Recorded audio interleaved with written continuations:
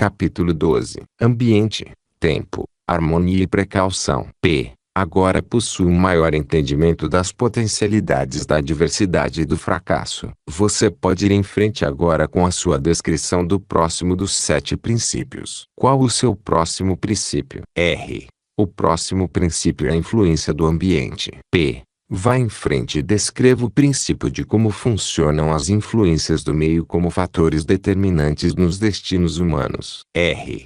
O ambiente, ou o meio, como também pode ser chamado, consiste de todas as forças mentais, espirituais e físicas, que afetam e influenciam os seres humanos. P. Que conexão existe, se é que existe, entre as influências do meio e o ritmo hipnótico. R. O ritmo hipnótico solidifica e faz com que se tornem permanentes os hábitos de pensamento dos seres humanos. Hábitos de pensamento são estimulados por influências do meio. Em outras palavras, os recursos que alimentam o pensamento vêm do ambiente que está à volta da pessoa. Hábitos de pensamento são feitos permanentes pela lei do ritmo hipnótico. P. Qual a parte mais importante do meio em que uma pessoa vive? A parte que determina, mais do que todas as outras, se um indivíduo faz uso positivo ou negativo de sua mente. R. A parte mais importante do meio de uma pessoa é aquela criada pela associação dessa pessoa com outros. Todas as pessoas absorvem e acabam assumindo para si,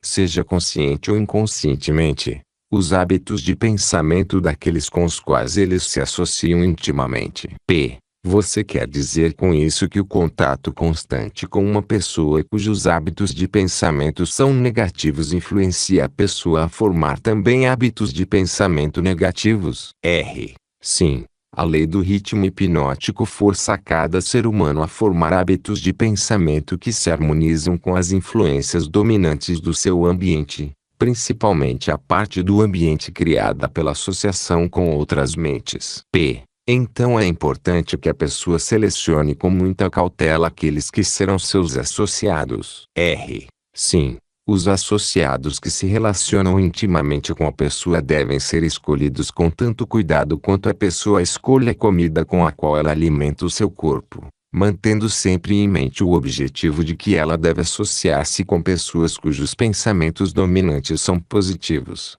amigáveis e harmoniosos. P. Que classe de associados tem a maior influência sobre uma pessoa? R. Os associados que mais exercem influência sobre a pessoa são o parceiro no casamento, que por sua vez compartilha a casa, e os associados nas ocupações profissionais. Após isso, vêm os amigos íntimos e os conhecidos. Amigos casuais e estranhos exercem pouca influência sobre a pessoa. P. Porque o parceiro no casamento possui tão grande influência sobre a mente de uma pessoa. R.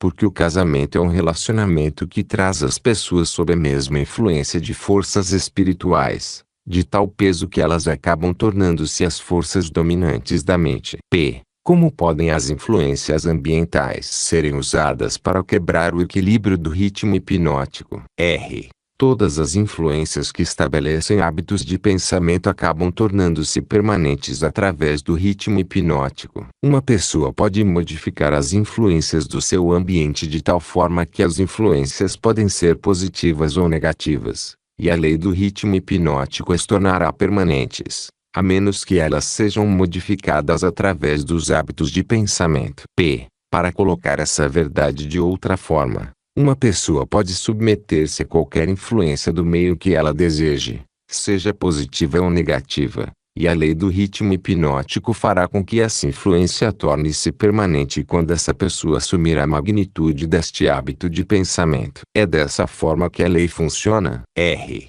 Isso está correto. Tome cuidado com todas as forças que inspiram pensamentos. Estas são as forças que constituem o ambiente e determinam a natureza do destino da pessoa no planeta. P. Que classe de pessoas consegue ter controle sobre as influências do meio? R. Os não alienados. Todos aqueles que são vítimas do hábito da alienação perdem a sua força para escolher o seu próprio ambiente. Eles tornam-se vítimas de cada influência negativa do seu meio. P. Existe alguma saída para o alienado? Existe algum método pelo qual ele possa submeter-se às influências de um ambiente positivo? R. Sim.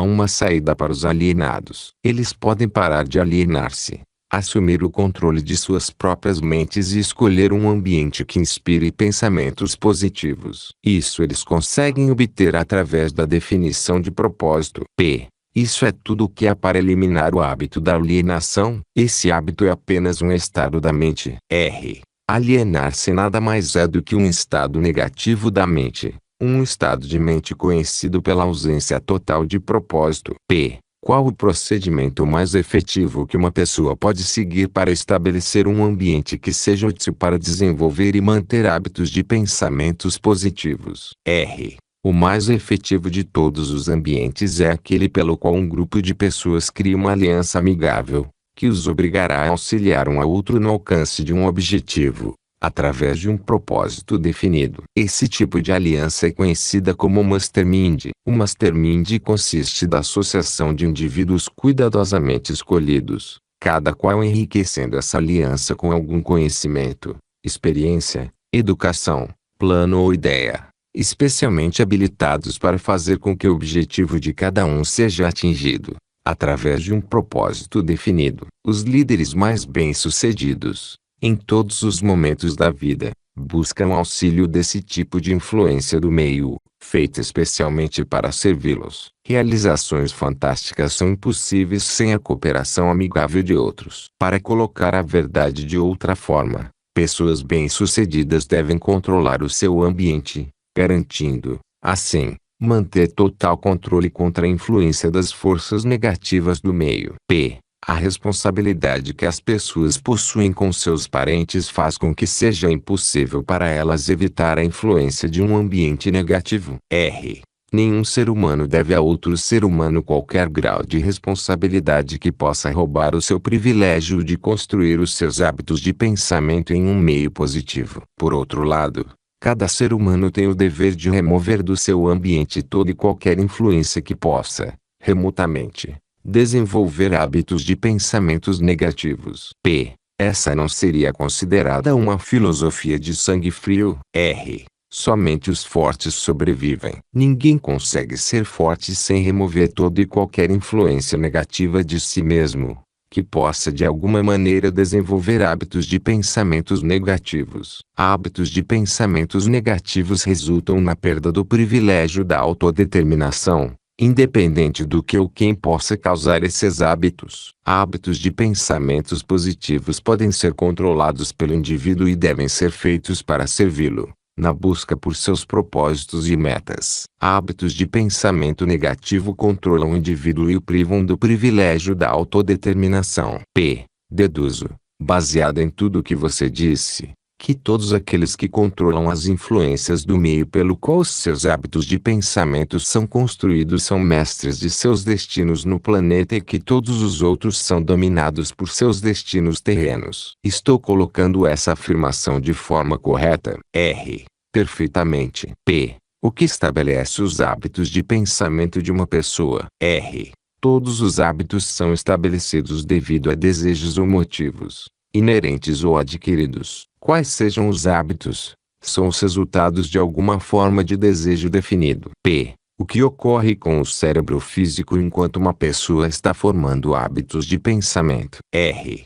Os desejos são impulsos de energia organizados, chamados de pensamentos. Desejos que são mesclados com sentimentos e emoções magnetizam as células cerebrais nas quais eles estão armazenados e preparam essas células para que sejam assumidas e direcionadas pela lei do ritmo hipnótico. Quando qualquer pensamento aparece no cérebro, ou é criado lá, e é misturado com os sentimentos puros da emoção do desejo, a lei do ritmo hipnótico começa a agir e, de uma vez por todas, começa a traduzir isso no seu equivalente físico. Pensamentos dominantes, que por sua vez agem inicialmente pela lei do ritmo hipnótico, são aqueles que estão mesclados com os desejos mais profundos e com os mais intensos sentimentos envolvidos. Hábitos de pensamento são estabelecidos pela repetição dos mesmos pensamentos. P. Quais são os motivos ou desejos que mais impelem e inspiram a ação do pensamento? R. Os 10 motivos mais comuns, que mais inspiram pensamentos voltados para ações, são estes. o desejo por sexo e amor, o desejo por alimento, o desejo por autoexpressão espiritual, mental e física, o desejo pela perpetuação da vida após a morte, o desejo por poder sobre outros, o desejo por riquezas materiais, o desejo por conhecimento, o desejo de imitar outros, o desejo de se sobressair sobre outros. Os 7 medos básicos. Esses são os motivos principais que inspiram a maior parte de todas as ações humanas. E os desejos negativos, tais como a ganância, a inveja, a avareza, o ciúme e o rancor. Esses sentimentos negativos não são expressados mais frequentemente do que qualquer um dos sentimentos positivos. Todos os desejos negativos não são nada exceto frustrações de desejos positivos. Eles são inspirados por alguma forma de derrota, fracasso ou negligência por parte dos seres humanos em se adaptarem às leis da natureza de forma positiva. Esse é um novo ponto de vista nessa questão dos pensamentos negativos. Se estou entendendo o que você disse, todos os pensamentos negativos são inspirados pela negligência ou fracasso de uma pessoa em se adaptar harmoniosamente às leis da natureza. Isso está correto. Isso está corretíssimo. A natureza não tolerará quaisquer inatividades ou vácuos de qualquer tipo. Todo o espaço deve ser, e na verdade é, preenchido com alguma coisa. Tudo nesta existência, tanto de natureza física como espiritual, deve ser e estar em constante movimento. O cérebro humano não é exceção a essa regra. Ele foi criado para receber, organizar, especializar-se e expressar o poder do pensamento. Quando um indivíduo não usa o cérebro para expressão de pensamentos criativos e positivos, a natureza preenche o vácuo forçando-o a agir em cima de pensamentos negativos. Não pode haver indolência ou inatividade no cérebro. Entenda esse princípio e você terá um novo e importante entendimento sobre as influências que o ambiente exerce nas vidas dos seres humanos. Você entenderá melhor, também, como a lei do ritmo hipnótico opera, sendo ela a lei que mantém tudo e todos em constante movimento, através de alguma forma de expressão, tanto de princípios negativos como positivos. A natureza não está interessada nesse tipo de moral. Ela não está interessada no certo ou no errado. Ela não está interessada na justiça ou na injustiça. O seu interesse é unicamente de forçar tudo a expressar a ação de acordo com a sua natureza. Essa é uma interpretação muito reveladora da forma como a natureza se comporta. A quem devo solicitar corroboração das suas afirmações? Aos homens de ciências, aos filósofos, a todos os pensadores deste mundo. Por último, às manifestações físicas da própria natureza. A natureza não possui nada parecido com matéria morta. Cada átomo da matéria está em constante movimento. Toda energia movimenta-se contínua e constantemente. Não existem espaços vazios em lugar algum. O tempo e o espaço são literalmente manifestações do movimento, com tal grandeza de velocidade que não pode ser medida pelos seres humanos. Por tudo o que você está dizendo, uma pessoa é forçada a concluir que as fontes de conhecimento são chocantemente limitadas. As fontes desenvolvidas de conhecimento são limitadas. Todo o cérebro de um adulto normal é um portal em potencial para todo o conhecimento que existe através dos universos. Todo o cérebro de um adulto normal possui dentro do seu mecanismo a possibilidade de se comunicar diretamente com a inteligência infinita, a fonte de onde provém todo o conhecimento que existiu, existe e existirá. A sua afirmação me leva a crer que todos os seres humanos podem tornar-se aquilo que chamam de Deus. É isso que você quer dizer? Através da lei da evolução, o cérebro humano está sendo aperfeiçoado para comunicar-se automaticamente com a inteligência infinita. A perfeição virá através do desenvolvimento organizado do cérebro, através de sua adaptação às leis da natureza. O tempo é o fator que trará a perfeição. O que causa ciclos de eventos recorrentes, tais como epidemias de doenças, crises econômicas, guerras e ondas de crimes.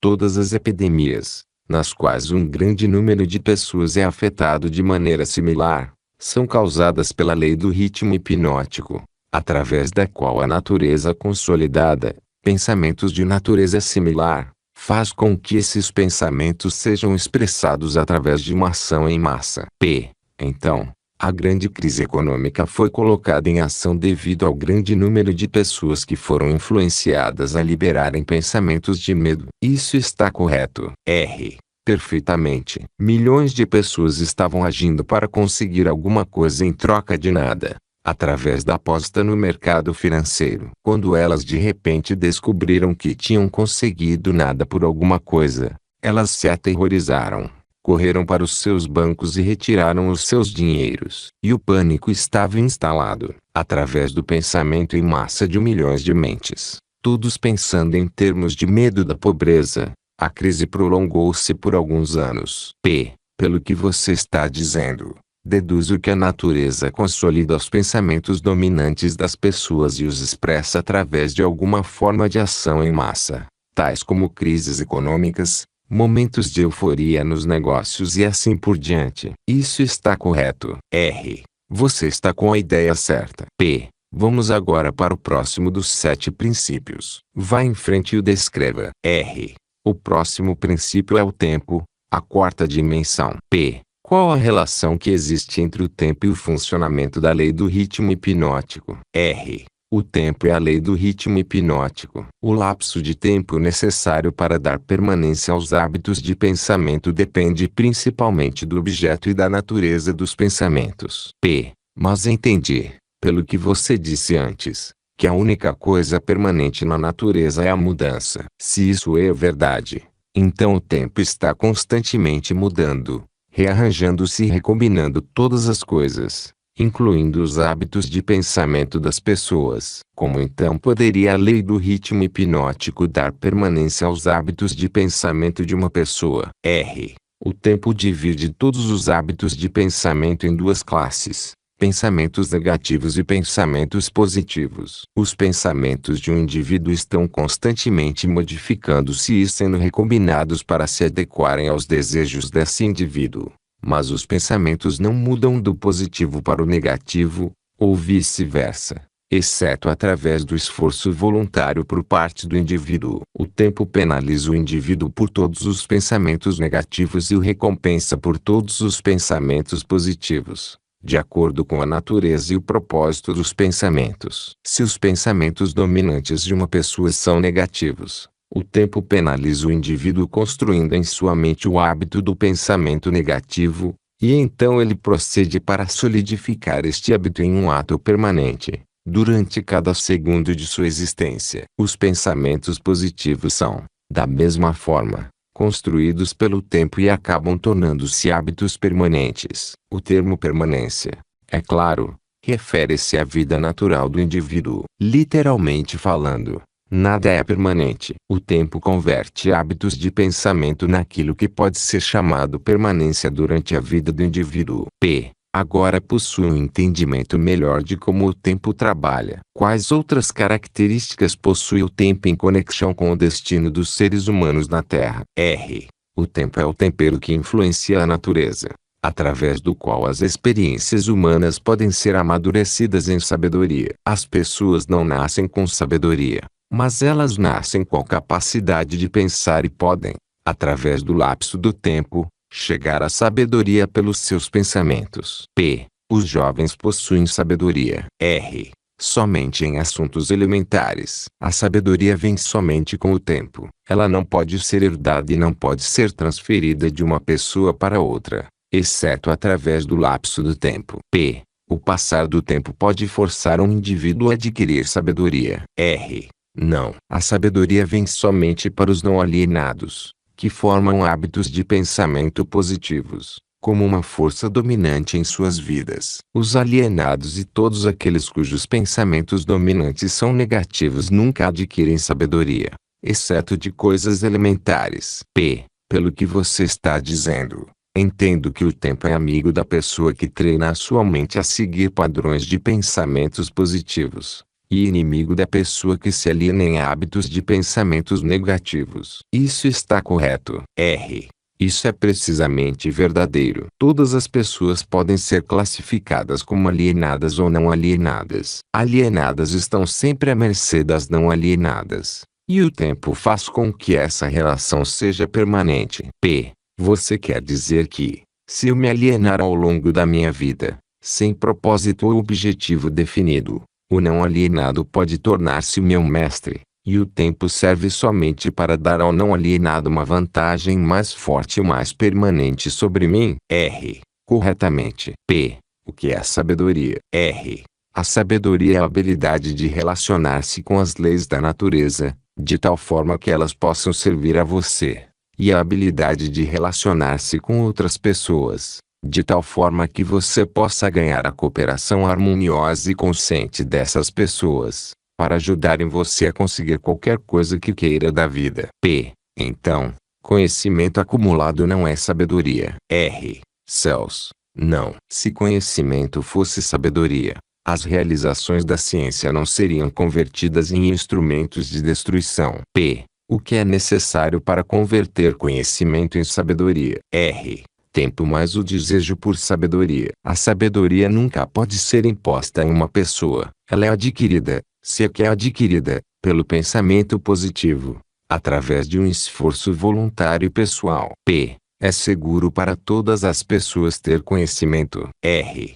Nunca é seguro para qualquer pessoa ter um conhecimento extensivo sem sabedoria. P. Em que idade a maioria das pessoas começa a adquirir sabedoria? R. A maioria das pessoas que adquire sabedoria o faz após ter passado a idade dos 40 anos. Antes desse período, a maioria das pessoas está muito ocupada angariando conhecimentos e os organizando em planos em vez de gastar o tempo no esforço em conseguir sabedoria. P. Qual circunstância da vida é mais apta para levar uma pessoa a adquirir sabedoria? R. Adversidade e fracasso. Essas são as linguagens universais de que a natureza se utiliza para transmitir sabedoria a todos aqueles que estão preparados para recebê-la. P. A adversidade e o fracasso sempre trazem sabedoria. R. Não.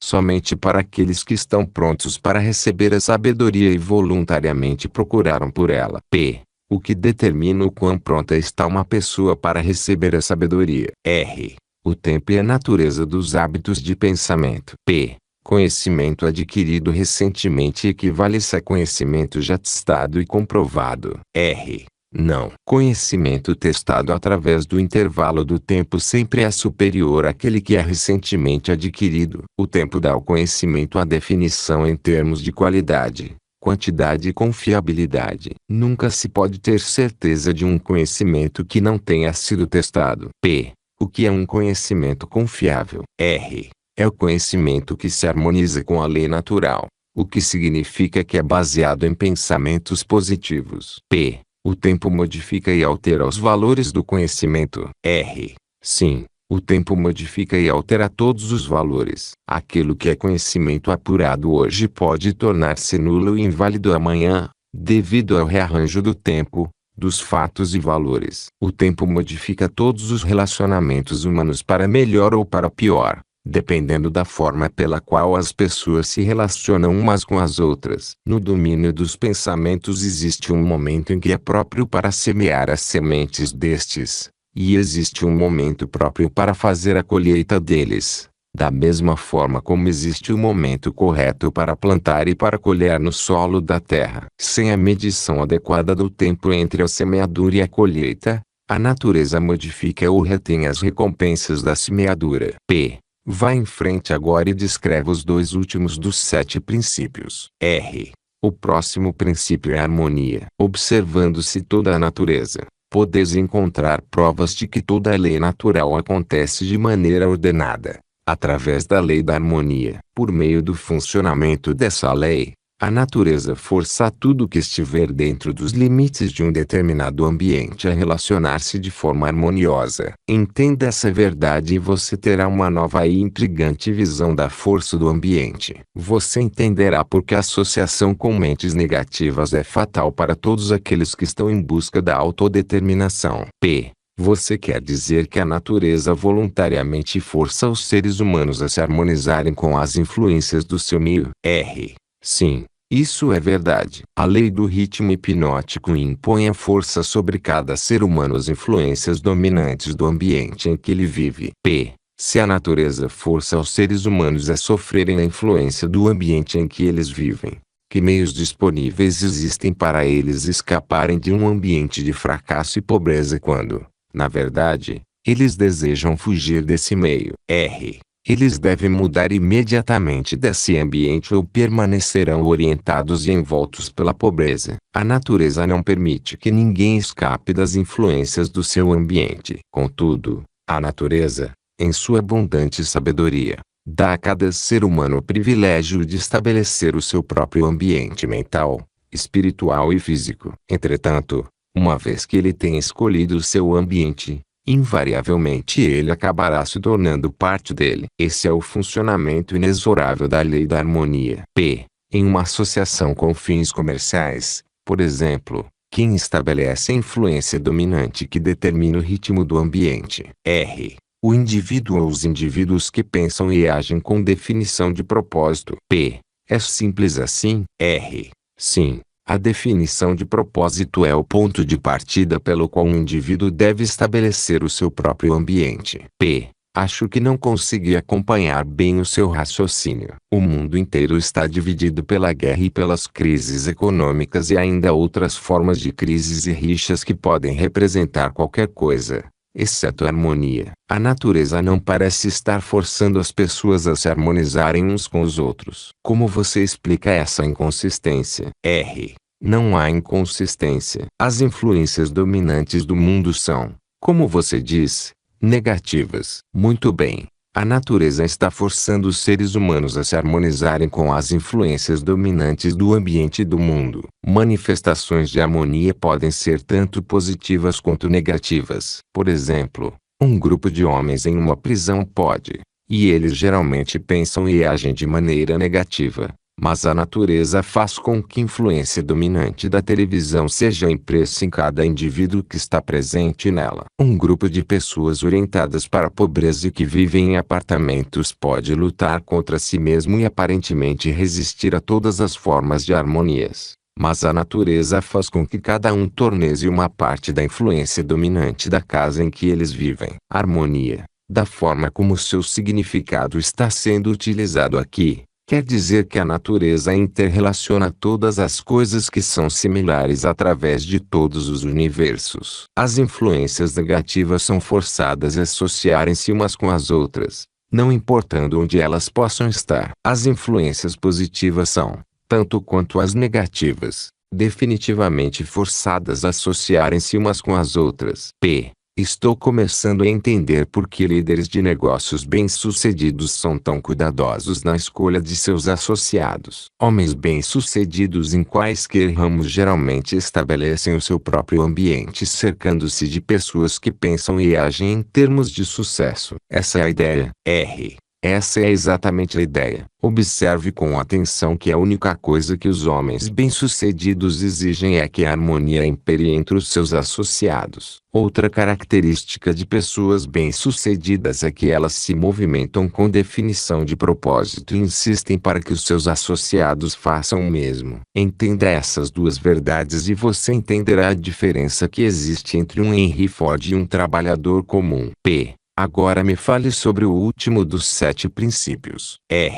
O último princípio é a cautela. Próximo ao hábito de alienar-se, a característica humana mais perigosa é a falta de cautela. As pessoas alienam-se em todos os tipos de circunstâncias danosas devido ao fato de que elas não exercem a cautela, planejando os movimentos que fazem. O alienado sempre se move com a ausência de cautela. Ele age primeiro e pensa depois. Se é que ele pensa, ele não escolhe seus amigos. Ele aliena-se e permite que pessoas se liguem a ele nos seus próprios termos. Ele não escolhe uma ocupação. Ele aliena-se na escola e fica satisfeito quando consegue o primeiro emprego que lhe garante apenas alimentação e agasalho. Ele convida as pessoas a enganá-lo nos negócios pelo fato de não se informar das regras do negócio. Ele convida a doença, negligenciando informar-se das regras para ter uma saúde perfeita. Ele convida a pobreza por negligenciar proteger-se contra as influências do ambiente daqueles que são orientados para a pobreza. Ele convida o fracasso em cada passo que ele dá ao negligenciar o exercício da cautela para observar o que faz com que as pessoas fracassem. Ele convida o medo, em todas as suas formas, pela sua falta de cautela em examinar as causas do medo. Ele fracassa no casamento porque ele negligencia usar a cautela na escolha de sua parceira. E ele usa ainda menos cautela nos seus métodos de relacionar-se com ela após o casamento. Ele perde os seus amigos ou os converte em inimigos, devido à sua falta de cautela em relacionar-se com eles de maneira adequada. P. A cautela está faltando para todas as pessoas. R. Não. Somente para aquelas pessoas que adquiriram o hábito da alienação. O não alienado sempre age com cautela. Ele cuidadosamente pensa em todos os passos dos seus planos antes de começá-los. Ele abre precedentes para as fragilidades humanas dos seus associados e planeja antecipadamente como resolvê-los. Se ele enviar um mensageiro em uma missão importante, ele manda alguma outra pessoa para ter certeza de que o mensageiro cumpriu a sua missão. Então, ele verifica ambos para ter certeza de que os seus desejos foram cuidadosamente cumpridos. Ele cuida de todos os detalhes, mesmo daqueles que parecem sem importância,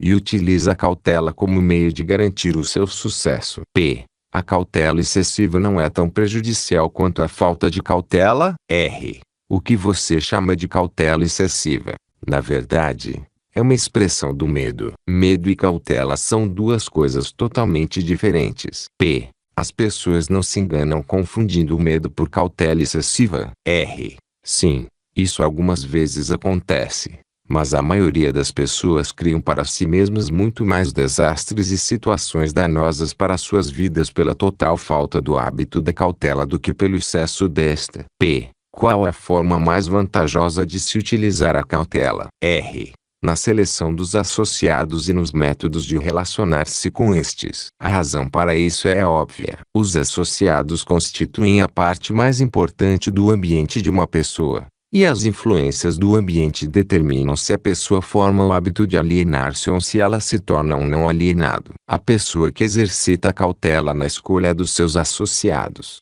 nunca se permite estar intimamente associada com qualquer pessoa que não traga para ela, através da associação, alguma forma definida de benefício mental, espiritual ou econômico. P. Esse método de escolher associados não seria egoísta. R. É um método sensível que leva para a autodeterminação. É o desejo de qualquer pessoa normal encontrar sucesso material e felicidade. Nada contribui mais para o sucesso e a felicidade de uma pessoa do que a escolha cuidadosa de seus associados. A cautela na seleção dos associados torna-se, por isso, a missão de toda pessoa que queira tornar-se feliz e bem-sucedida. O alienado permite que seus associados mais próximos liguem-se a ele considerando os próprios termos deles. O não alienado cuidadosamente escolhe os seus associados e não permite que ninguém se torne intimamente associado a ele sem que contribua com alguma forma de influência útil ou benéfica. P. Nunca ocorreu a mim que a cautela na seleção de amigos seria tão definitiva para o sucesso ou fracasso de uma pessoa. Todas as pessoas bem-sucedidas agem com cautela na seleção de seus associados, seja na esfera comercial, social ou profissional de seus relacionamentos. R. Sem o exercício da cautela na escolha de todos os seus associados, ninguém pode estar certo do sucesso, seja em qual área de atuação for. Por outro lado, a falta de cautela traz consigo algum tipo de derrota em qualquer área de atuação.